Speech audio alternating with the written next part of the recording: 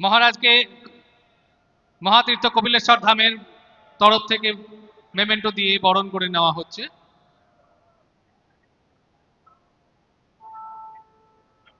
মহাতীর্থ কপিলেশ্বর ধাম কি, সত্য সনাতন হিন্দু ধর্ম কি। হিন্দু ধর্ম শিক্ষা সংস্কৃতি সম্মেলনে বক্তব্য রাখবেন পূজ্যপাদ শ্রীমৎ স্বামী হিরণময় গোস্বামী মহারাজ। সবাই উলুধ্বনি শঙ্খধ্বনির মাধ্যমে তাকে অভিবাদন করুন।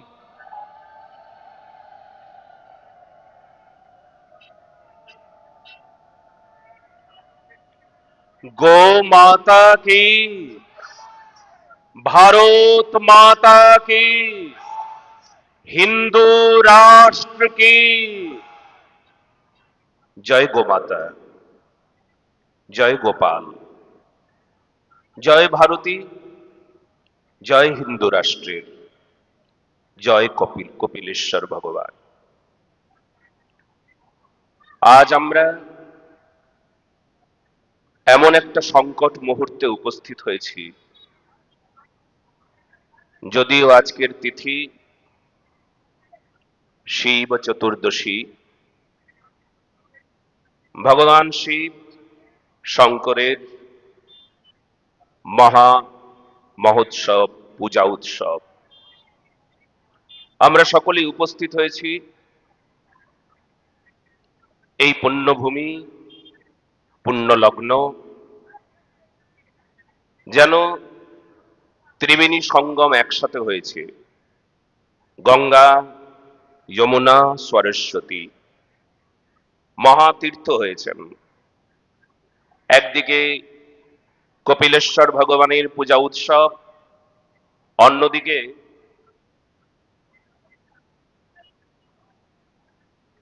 আপনাদের গীতার নাম কি জানেন? না না না, ওই সংস্থার নাম, না সংস্থার নাম বললেন না বারবার।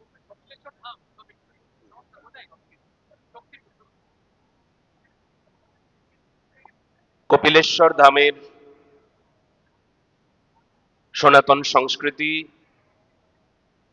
সেই সনাতন সংস্কৃতির রক্ষক, বাহক কমিটির সকল সভ্যগণ, যারা এই মহতী অনুষ্ঠানের আয়োজন করেছেন, বেদান্তি মহারাজের মতন এমন মহাপুরুষের শুভাগমন হয়েছেন, আমাদের রাজরানীর শুভাগমন হয়েছেন আমাদের এই মহতী অনুষ্ঠানে। আমরা আজকে একটা সংকট মুহূর্তে এসে দাঁড়িয়েছি। কেউ কথা না বলে, কথাগুলোর দিকে ধ্যান দিলে আমাদের কল্যাণ হয়ে যাবে। যতটুকু শিবের মাথায় জল ঢাললে কল্যাণ হবে, তার চাইতেও বেশি কল্যাণ হবে যে জল ঢালবার জন্য যেন আমরা এর পরবর্তীতে কোনো সমস্যায় না পড়ি, তার জন্য তৈরি থাকতে হবে। আর তার জন্য আমাদের এই কথাগুলো শুনতে হবে। এই কথা কথা নয়, এটা কোনো বক্তৃতা নয়।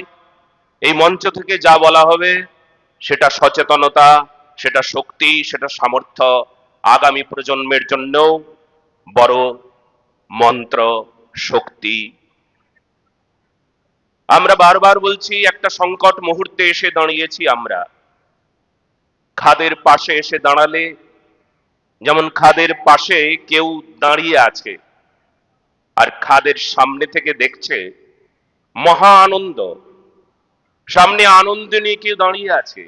কেউ বলছেন, দেখো তোমার সামনে কত সুযোগ সুবিধে, তোমার দুয়ারে কত শান্তি, কত সুযোগ, কত টাকা, এসো এসো তোমার ভান্ডার ভরে দেবো। আর পেছনে কিন্তু খাদ, আমি পেছনে দেখতে পাচ্ছি না। এমন সংকট মুহূর্তে দাঁড়িয়েছে কারা? এখানে যারা এসেছেন সনাতনী সজ্জনেরা, তারা কিন্তু এমন সংকট মুহূর্তে দাঁড়িয়ে পেছনে খাদ আর সামনে লোভ। সামনে সামনে কি? কে লোভ দেখাচ্ছে? যে লোভ দেখাচ্ছে সে এখনই লাথি মারবে, আপনাকে খাদে পড়ে যেতে হবে। হিন্দু জাতি, আপনারা আজকে কেবলমাত্র মহাদেবের মাথায় জল দেবার সময় সংকল্প করে যান, প্রতিজ্ঞা করুন। জল দেবার মন্ত্র আমরা সকলে জানি। অভিষেক করবার সময়, মহাদেবকে প্রণাম করবার সময় আমরা বলি, ত্রয়ম্বকম যজামহে সুগন্ধিম পুষ্টিবর্ধনম ইত্যাদি মন্ত্র বলি, নমঃ শিবায় শান্তায় কারুণেত্রয় হি তবি নিবেদয়ামি চ তোমামি তঙ্গতি পরমেশ্বর। আমরা মহাদেবের গুণগান গাই, মহাদেবের প্রণাম করি, কিন্তু আজ মহাদেবকে প্রণাম করবার সময় বলুন, হে মহাদেব, এরপরেও আমার প্রজন্ম, এরপরেও যেন এই কপিলেশ্বর ভগবানের এই মন্দির যেন সুরক্ষিত হয়, আমার আগামী প্রজন্ম যেন এইভাবে সকলে একসঙ্গে আমরা এই আনন্দ উৎসবে থাকতে পারি, তার জন্য যেন আমরা শক্তি সামর্থ্য একতাকে ঠিক মতো কাজে লাগাতে পারি, আর তার জন্য আমাদের খাদে পড়ে গেলে চলবে না। আমি আবার মনে করিয়ে দিই, সামনে লোক দেখিয়ে, সামনে টাকার লোভ কিংবা রাজনীতির নানা প্রকার ষড়যন্ত্র, হ্যাঁ, ওই কিছু কিছু মানুষ আছে, তারা কিন্তু লোভে পড়ে, তারা রাজনীতির খপ্পরে পড়ে মনে করবে কোনো দরকার নাই হিন্দুত্বের। মনে রাখবেন, মানুষ হলে যেমন প্রয়োজন মনুষ্যত্ব, কি দরকার, মানুষ হলে কি দরকার? আজ মানুষ আছে কিন্তু কি নাই? মনুষ্যত্ব। আজ হিন্দু আছে, হিন্দুত্ব নাই। আছে হিন্দুত্ব। যদি হিন্দুত্ব থাকতো তবে আগে নিজের জাতির কথা ভাবতাম, নিজের ধর্মের কথা ভাবতাম, টাকার কথা ভাবতাম না, রাজনীতি ভাবতাম না, একদম না, কখনো ভাবতাম না। লোভে যাবে ধর্ম কর্ম, লুটে পুটে খাবে দেশটা, ভারতের গুণ মহিমা পাল্টে দেবে, পাকিস্তান হবে শেষটা। আমাদের শেষটা পাকিস্তান হবে নাকি? এই মুর্শিদাবাদের বাবরি মসজিদ নির্মাতা আবার বাবরিকে নিয়ে আসছেন, আবার এমন একটা অন্ধকার শাসনকে নিয়ে আসতে চলেছেন। আমরা হিন্দু জাতিরা এখনো চোখ বন্ধ করে আছি, এখনো আমরা কিছু দেখতে পাই না। অন্ধরাজা ধৃতরাষ্ট্রের এই রাজ্যে আমরা সবাই কি গান্ধারী হয়ে গেছি নাকি? সবাই চোখে পট্টি বেঁধে থাকবো যে স্বামী চোখে দেখে না, আমরা সবাই গান্ধারী হয়ে যাই? আমরা কেউ গান্ধারী? হে হিন্দু জাতি, তুমি কি গান্ধারীর ভূমিকা পালন করবে? হ্যাঁ বা না বলো। তুমি কি গান্ধারীর ভূমিকা পালন করবে? কেউ অন্যায় করবে, তুমি চুপ করে থাকবে? এই তুমি তো সাধু, তুমি কেন কথা বলো? হে, সাধুদের কথা কেন বলতে হয়? সাধুরা গীতা পাঠ করবে ঘরে বসে, কেন বাইরে প্রচার করছে? কেন হরির নাম বাইরে করে করে বেড়ায়? কেন গীতা পাঠ বাইরে করে? কেন ব্রিগেডের মাঠে 5 লক্ষ কণ্ঠে গীতা পাঠ করে? এটা তো ঘরে করবার কথা। অথচ বিশ্ব ইজতেমা কোটি কোটি জনের আগমন হলো, সেখানে কিন্তু তিনি নির্বাক। কেন? দ্বিচারিতা কেন? পশ্চিমবঙ্গে এই প্রকার হিন্দুদের প্রতি দুর্ব্যবহার কেন? কিসের জন্য? এই মুর্শিদাবাদের মাটিতে দ্রৌপদী অবহেলিতা, দ্রৌপদী উপেক্ষিতা, আবার মহাভারতে দ্রৌপদীর চুলের মুঠি ধরে যেমন দুঃশাসন টেনে হিচড়ে নিয়ে এসেছিল ভরা রাজসভায়, বেলডাঙ্গার মাটি, বেশি দূর না, বেলডাঙ্গার মাটিতে একজন সাংবাদিক সত্য কথা বলবে, সত্য বার্তা পৌঁছে দেবে, আর তার চুলের মুঠি ধরে টেনে হিচড়ে ফেলে দেওয়া হলো, তার পা ধরে টানা হলো, তাকে হসপিটালাইজড করা হলো। আমরা চুপ? আমরা হিন্দুরা প্রতিবাদ করতে জানি না? আমাদের মুখ নাই? আমরা কি চোখ বন্ধ করে আছি? আমাদের কথা নাই? আমাদের চোখ নাই? আমাদের কান নাই? এইবার যদি আপনারা ঠিক না হন, তাহলে কিন্তু অমুক কবিরের এই মুর্শিদাবাদের মাটিতে যেমন চেঁচিয়ে বলেছিল, এই গঙ্গার ধারে চেঁচিয়ে বলেছিল যে 70% আমরা 30%কে ভাগীরথীর জলে ভাসিয়ে দেব। এই কারোর হিম্মত আছে? হ্যাঁ, কারোর হিম্মত আছে? হিম্মত কখন দেখায় জানো? যখন হিন্দুরা চুপ, হিন্দুরা মৌন, হিন্দুরা নপুংসক, তখন তখন এরা এরা এমন করে বলতে পারে কারোর ক্ষমতা নাই ভারতের মাটিতে কোন হিন্দুদের উপর একটা আঁচড় দিতে পারে। তখনই দেয়। কখন দেয়? যখন তাদের মধ্যে কি থাকে না, লোভ এসে যায়। লোভ। ওরে হিন্দু জাতি, লোভে পড়ে নিজেকে শেষ করে দিও না। শোনো শোনো, নিজের দেহটাকে বিক্রি করলে তাকে বেশ্যা বলা হয়। কি বলে? বলো, নিজেও বলো, কি বলে? নিজের দেহকে যে বিক্রি করে তাকে কি বলে? নিজের দেশটাকে যে বিক্রি করে দেয় তাকে কি বলবো? নিজের মাকে যে বিক্রি করে দেয় তাকে কি বলবো? নিজের মাকে বিক্রি করে দেবে তোমরা টাকার লোভে পড়ে? হ্যাঁ, এই কিছুদিন আগে এই যার কথা বললাম, যিনি চ্যালেঞ্জ করেছেন 70% 30%কে কেটে ভাগীরথীতে ভাসিয়ে দেবে, তিনি বলেছেন আবার ভাগ হবে, আবার ভাগ করবার জন্য হুমকি দিচ্ছেন। আমরা কথা বললে, কোন সাধু যদি সত্য কথা বলে, তবে সেই সাধুর নামে কি বলা হয়? সাধুদের কি বলা হয়? দালাল।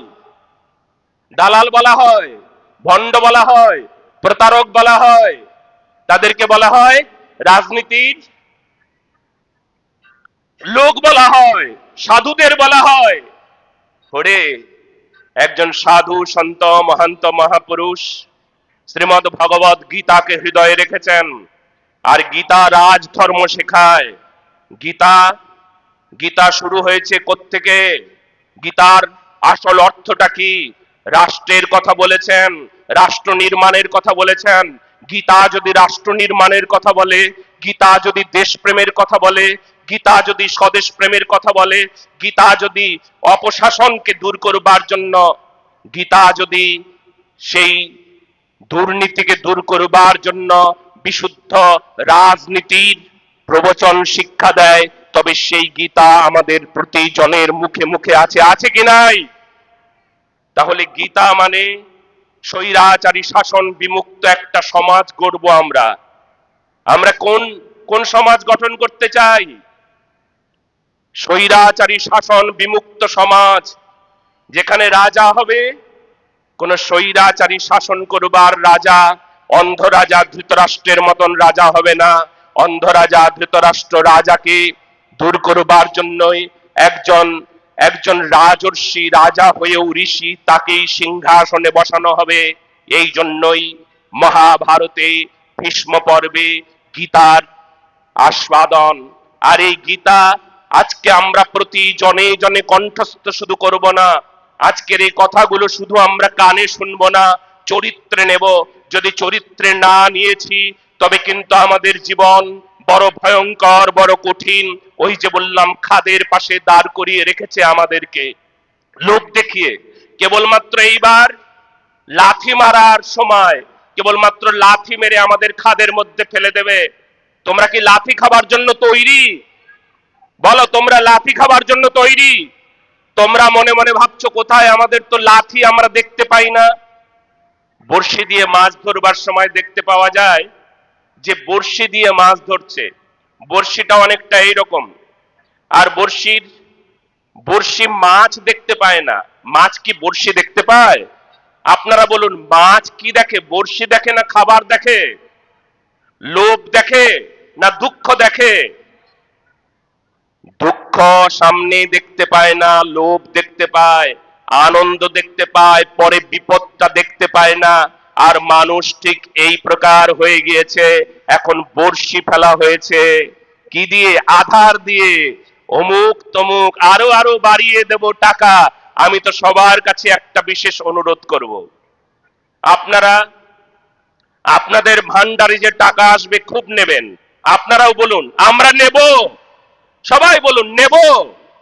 হ্যাঁ নেবেন, নেবেন। কেন নেবেন জানেন? এ কারুর টাকা না, কারুর বাপের টাকা না। তার জন্য একটা হাততালি হয়ে যাক। এটা আপনার টাকা, কারুর বাপের টাকা না। কারুর বাপের টাকা কেউ তৈরি করেছে? এটা আপনার টাকা, আপনি নেবেন, বেশি করে নেবেন। এইবার যদি আরো 2000 বাড়িয়ে দেয়, তবে এবারও নেবেন, বেশি করে নেবেন, বেশি করে নেবেন, আরো নেবেন, নেবেন। তার জন্য আবার হাততালি হোক একটা। নেবেন, হ্যাঁ আমি বলছি নেবেন, বেশি করে টাকা নেবেন, নেবেন। এরপরেও যদি আবার কোন রাজনীতির মানুষ আসেন, সেও যদি বেশি করে টাকা দেয়, তখনও নেবেন, নেবেন। কিন্তু মনে রাখবেন, সদা সর্বদা নিজের ধর্ম মতটাকে ঠিক জায়গায় রাখবেন, নিজেকে বিক্রি করে দেবেন না। নিজের রাজ্যটাকে বিক্রি করে দেবেন না, নিজের ধর্মটাকে শেষ করে দেবেন না, এটা সকল সনাতনীর কাছে অনুরোধ থাকবে। আপনারা আপনারা জানেন, এই মুহূর্তে আমি বারবার একটা কথাই বলতে চাই, বড় সংকট মুহূর্ত, ইমার্জেন্সি। ইমার্জেন্সি সময়ে আমাদেরকে সেই বিষয়টা ভালো করে বুঝতে হয়। ধরুন বাড়িতে বিয়ে হচ্ছে, আপনার মেয়ের বিয়ে, কিন্তু আপনার স্বামী হঠাৎ করে স্ট্রোক হয়ে গেল। বলুন তো এবার কোনটা আগে? হসপিটাল যাওয়া আগে না বিয়েটা আগে? কোনটা ইম্পর্টেন্ট, কোনটা ইমার্জেন্সি? বলুন তো দেখি কোনটা আগে করবেন? কোনটা আগে? হসপিটাল আগে নিয়ে যেতে হবে না? আগে মানুষটাকে বাঁচাতে হবে, পরে বিয়ে হবে, তাই কি না? বিয়েটা গুরুত্বপূর্ণ ছিল, কিন্তু তার চাইতেও বেশি দরকার মানুষটাকে বাঁচানো। আজ হিন্দু জাতিকে বাঁচানোর জন্য বড় গুরুত্বপূর্ণ সময়। এখন ইমার্জেন্সি, এখন অন্য কোনো আনন্দ নয়, এখন আনন্দ রক্ষা করবার জন্য তৈরি থাকা, আনন্দটাকে টিকিয়ে রাখতে হবে। এই যে উৎসব, এই যে মাথায় করে জল নিয়ে আসছি, এই যে হরির নাম সংকীর্তন, এই যে গীতার আয়োজন, এই যে বিভিন্ন জায়গায় পূজা উৎসব আমরা এখনো একটু আধটু করতে পারছি, কিন্তু জানবেন যদি আমরা সনাতনীরা টিকে না থাকতে পারি, সারা পৃথিবীর সকল সনাতনী সজ্জন ইউটিউব চ্যানেল থেকে শুনছেন, নানা প্রকার মাধ্যম থেকে শুনছেন, আমরা যদি এরপর টিকে না থাকতে পারি, সনাতনী সংস্কার সংস্কৃতির পরম্পরাটাকেই যদি ধরে না রাখা যায়, তবে কিন্তু যে ব্যক্তি বলেছিল যে আবার আমরা কি করব, ভাগ করব, যে লোকটি বলেছিল এই যে পাশেই গঙ্গায়, এই গঙ্গায় কেটে ভাসিয়ে দেব হিন্দুদেরকে, বলেছিল না? ঠিক ওই কথাই কিন্তু হবে, তাতে বিন্দু মাত্র কোনো সন্দেহ নাই। এখন যদি তিনি বলেন যে আমি তখন চাপে পড়ে কথা বলেছিলাম, এখনো উনি চাপে কি করছেন? ভ্রাতৃত্ব প্রেম দেখাচ্ছেন, হিন্দু হিন্দু ভাই ভাই, হিন্দু মুসলিম ভাই ভাই করছেন, এখনো উনি চাপেই করছেন। এর চাপের নাম রাজনীতির চাপ। আমাদের ওই চাপ আমরা বুঝে গিয়েছি, আমরা চাপে পড়তে রাজি নই। আমরা অনেক চাপে পড়ে বাংলাদেশকে দেখেছি, হিন্দুরা চাপে পড়ে কে প্রকারে নির্যাতিত হয়েছে, হিন্দুরা একের পর এক এখনো মরছে। আমরা চাপে পড়তে দেখেছি পাকিস্তানের হিন্দুদেরকে, আমরা চাপে পড়তে দেখলাম কাশ্মীরি পণ্ডিতদের, চাপে পড়ে তারা একে একে মরলো।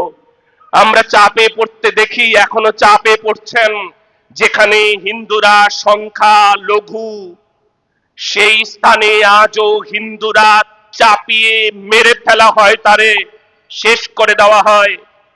চন্দন দাস, হরগোবিন্দ দাস তার উদাহরণ। হ্যাঁ, নিজের ঘর নিজের ঠিকানা সব ছেড়ে দিয়ে গঙ্গা পার হয়ে মুর্শিদাবাদ থেকে ওই মালদার একটা ক্যাম্পে জায়গা নিতে হয় হিন্দুদের। ভাবতে পারা যায় এটা পশ্চিমবঙ্গ, যেখানে হিন্দুদের জায়গা থেকে হিন্দুদেরকে তাড়িয়ে দেওয়া হবে। তার একটা তার একটা তার একটা যেন কি বোঝাচ্ছে, তার একটা উদাহরণ দিচ্ছেন।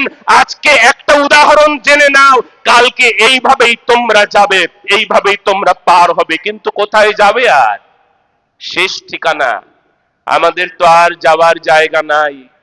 কেননা হিন্দুরা যদি এইবার জেগে উঠি, তাহলে ভারতবর্ষ হিন্দু রাষ্ট্র হবে। তার জন্য একটা হাততালি হোক। হিন্দু রাষ্ট্র চাই, হিন্দু রাষ্ট্র চাই, হিন্দুদের সুরক্ষা চাই, হিন্দুদের নিরাপত্তা চাই, হিন্দুদের মা বোনের নিরাপত্তা চাই, হিন্দু মানুষের সনাতন সংস্কৃতি পরম্পরাকে রক্ষা করা, আমাদের মন্দির রক্ষা চাই, মন্দিরের বিগ্রহকে রক্ষা করতে হবে, মা বোনদের রক্ষা করতে হবে, মন্দিরে মন্দিরে গুরুকুল চাই, আমরা গো সেবা চাই, গোমাতা রক্ষা চাই, আমরা হিন্দুরা এটা চাই। হিন্দুদের অস্তিত্ব রক্ষা করবার জন্য এটা আমাদের পুনঃ পুনঃ দাবি।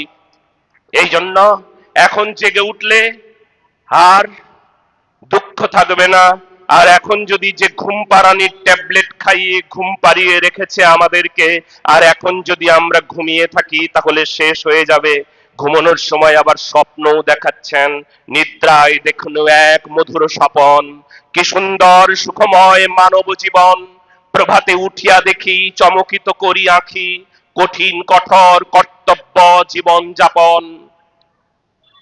রাতের বেলা স্বপ্ন দেখা হয়, স্বপ্ন তো মিথ্যা, আর ওই স্বপ্ন দেখাচ্ছে ঘুম পাড়ানির মাসি পিসি আমাদেরকে ঘুম পাড়িয়ে রাখবার চেষ্টা করছে। আর আমরা যে হিন্দুরা ঘুমিয়ে আছি তারা কিন্তু লোভে পড়ে ঘুমিয়ে আছি। ঘুম থেকে উঠে দেখব আর আমাদের অস্তিত্ব নাই। যেখানে ঘুমিয়ে আছি সেই মাটিটাও অন্য কারোর হয়ে গেছে। এই জন্য মাগো, সবাইকে বলি, মা মাতৃভূমি, যে মাটিতে জন্ম নিয়েছি সেই মাটির প্রতি আমাদের একটা বড় দায়িত্ব আছে। যে মায়ের গর্ভে জন্ম নিয়েছি সেই মায়ের প্রতি আমাদের দায়িত্ব আছে। আজ থেকে সেই দায়িত্বটাকে উপলব্ধি করবার চেষ্টা করুন সনাতনী সজ্জন। সবার কল্যাণ কামনা, ভগবানের শ্রীচরণে এই প্রার্থনা। আজ শিব চতুর্দশীর এই পুণ্যতিথিতে সবার শ্রীচরণে এই প্রার্থনা। শিবের মাথায় জল দেবার সময়, শিব পূজা করবার সময় এই প্রার্থনা সকলে করুন। হে ভগবান শিব, তুমি কি করতে পারো? তুমি কিন্তু প্রলয়কর্তা, তুমি ধ্বংস করতে পারো। কি ধ্বংস করবে?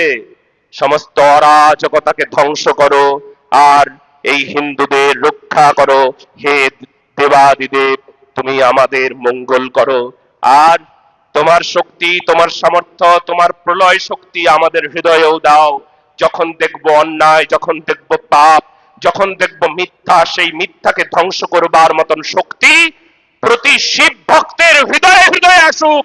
শিব কেবলমাত্র একা তাণ্ডব করবেন না, ভগবান শ্রীকৃষ্ণ যুদ্ধ করেন নাই, যুদ্ধ করতে বলেছেন। তিনি পারতেন, একাই পারতেন, কৌরবদের এক মুহূর্তে শেষ করে দিতে পারতেন, কিন্তু অর্জুনকে দিয়ে করিয়েছেন।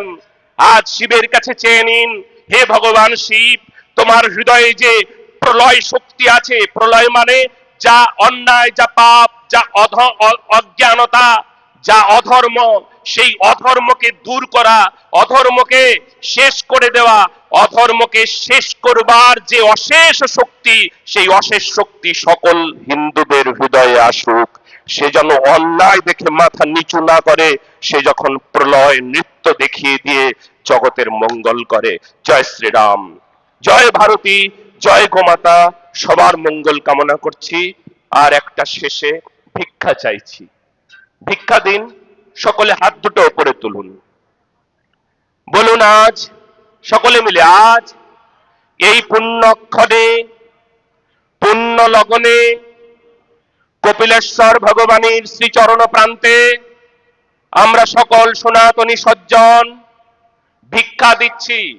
লোভে পড়ে আমরা আমাদের রাজ্যটাকে, আমরা আমাদের ধর্মটাকে, আমরা আমাদেরকে বিক্রি করে দেব না। প্রতিজ্ঞা করছি, ভিক্ষা দিচ্ছি। জয় শ্রী রাধে, জয় শ্রী শ্যাম। আমি কিন্তু সবার ভিক্ষা নিলাম। যারা সারা পৃথিবী থেকে সকল সনাতনী সজ্জনরা, পশ্চিমবঙ্গ থেকে সনাতনী সজ্জনরা শুনছেন, তারাও কিন্তু ভিক্ষা দিলেন।